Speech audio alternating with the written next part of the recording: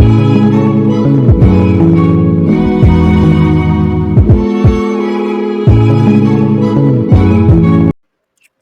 right, let's talk about a way too early breakdown for Errol Spence and Terence Crawford real quick. Just gonna do a quick breakdown for it. Thumbs up the video, share the video, subscribe to the channel, and the subscribe button is the bell icon button. Hit all notifications, increase your chance, get notifications. We go live or drop video. Appreciate the love and support from everybody supporting the channel. Let me know what you girls and guys think in the comment section. Okay, so you hear a lot of people going back and forth with a lot of, how can I say it, bland, breakdowns. But I'm gonna tell you what this thing gonna come down to. And like I said, I'm gonna do a short that probably gonna go up today, Monday. This probably go up Tuesday. I mean, it could get pushed back. You just never know. And one of the things I think that's things. Well, let's talk about just the top three things I think that's gonna make or break this fight. And the first one I believe is the ability to take each other's power. Who can take the punch better? And most people say, well, Errol Spence has shown a better chin throughout his career. Terence Crawford got rocked by Yurkis Gamboa. He got dropped by Kavalaskis. All right. And a lot of people felt, and I felt that was a technical knockdown. Uh, you know, but I don't think that's indicative of too much his chin. I think getting caught by Gamboa is no shame in that. I think he was kind of malnutrition at 135. And then versus Kavalaskis, I mean, you're not gonna walk down Errol Spence like that. But I don't think he was hurt. I think he got caught. But he banged it out. He showed he can bang and box. But he got caught. And I don't think he was hurt. And if he was hurt, Kavalaskis should have jumped on that ass, honestly, and got him up out of there. Yeah, with Errol Spence, yeah, he had his times where Ugas hurt him. People gonna attribute that to the car accidents. Lartley at Southpaw hurt him with a good shot. But basically, what it's gonna come down to is, I think, the ability to take each other's power. I think that's going to be a huge factor. Everybody talk about the power, but I think it's going to be able to take each other power. And then I also think another thing it's going to boil down to is the lead hand. Um, I think it's imperative that Terence Crawford takes away Errol Spence's lead hand, because once you take away Errol Spence's lead hand, obviously he still banged it out with Sean Porter. He still found that right hook to drop Sean Porter. But we seen that he goes from being a super duper fighter when he is able to work off his lead hand to being a, you know, less human fighter. And I think Terence Crawford ability to take his jab away versus Kell Brook jab gave Terence Crawford hell early on. And Terence Crawford, kind of found a way to take that jab away by countering it when Kell Brook got lazy with it. And same thing with Errol Spence. He was able to step the fight up to a different gear where Kell Brook couldn't really go. So Kell Brook got lazy in both fights. And it was accredited to I think, fatigue. Even when the Terence Crawford fight, I think fatigue kicked in, or you could say bad habits were dropping the hand. Versus Errol Spence, hit his second and third gear. Kell Brook didn't have that gear. So, but I do think the lead hand is kind of imperative when you talking about this battle. Who can win that lead hand? And obviously, people talk about Terence Crawford switching and all that, and this, that, and the third. But I think the lead hand is, whoever can control that lead hand. That's what it's going to be a battle of. And I think, if they both can offset they lead hands, I think this fight could break out into a fight.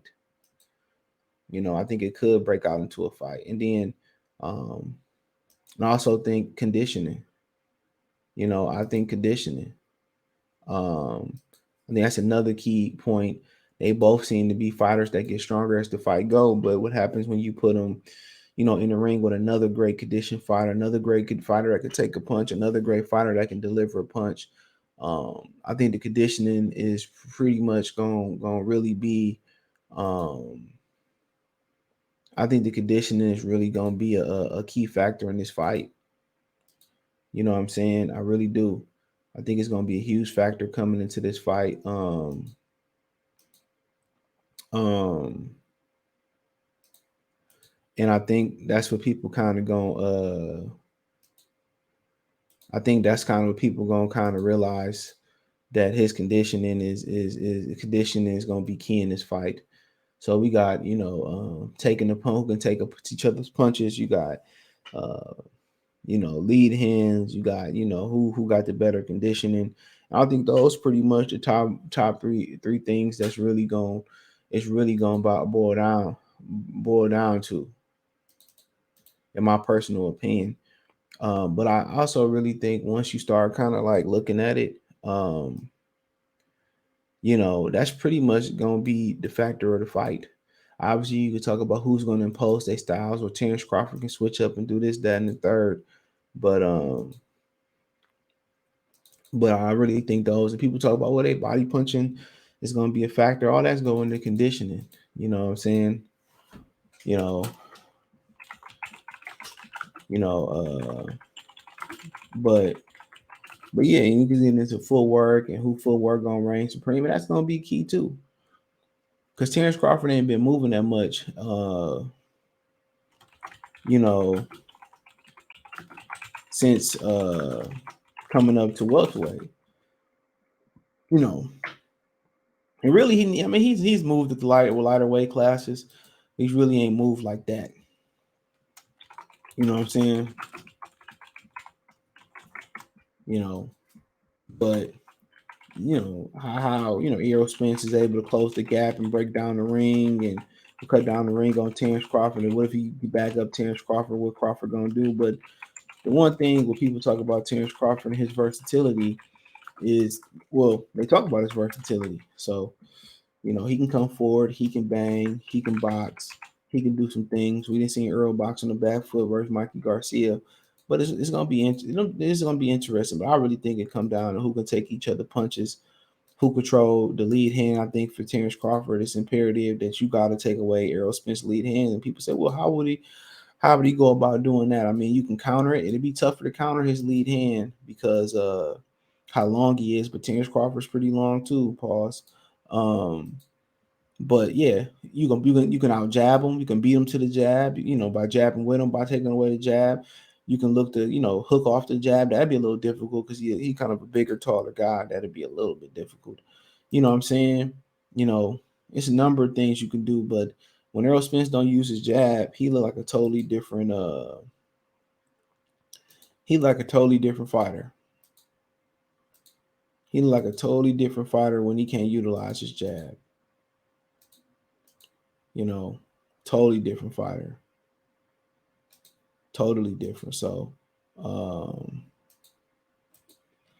but like all in all, man, this fight ain't too complicated.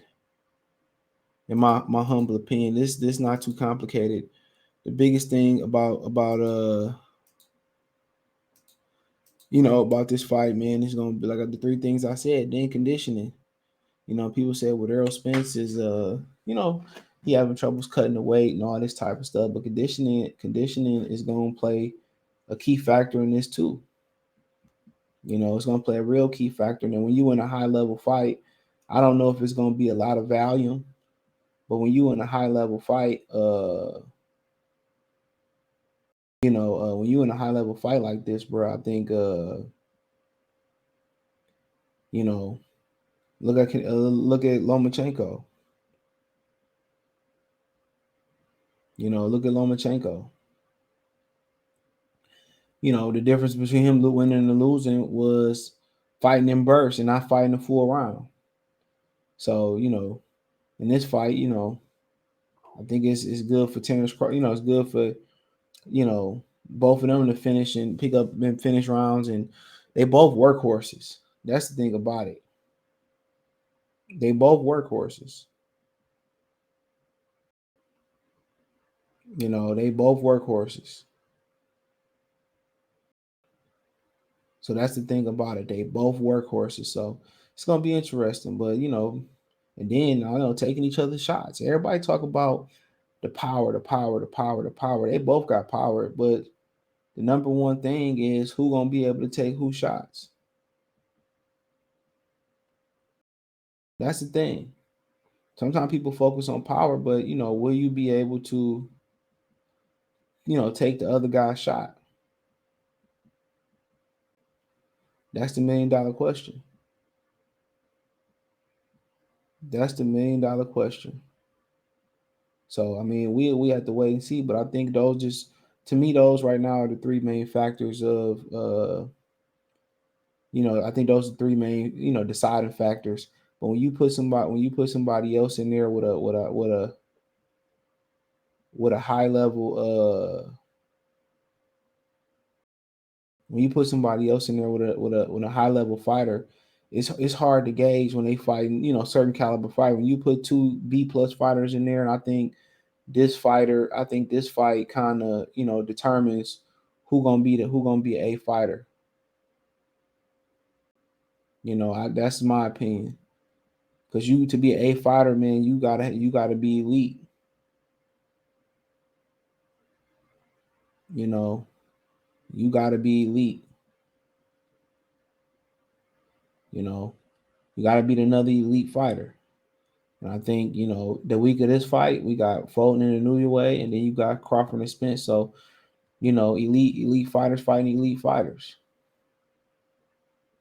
So I love it. So yeah, check out Detroit. Oh, excuse me, check out the welterweight talk playlist. Thumbs up the video, share the video, subscribe to the channel. Next subscribe button is the bell icon button. Hit all notification, increase your chance, get notifications. We go live or drop video. Financially, you want to support the channel, Cash App. Well, I said that, but hit the link tree, find my Twitter, Instagram, Spotify, Anchor, Cash App, Venmo, PayPal, Apple Podcasts, Google Podcasts, the whole nine. Appreciate the love, support. Let me know what you girls and guys think in the comment section. Peace.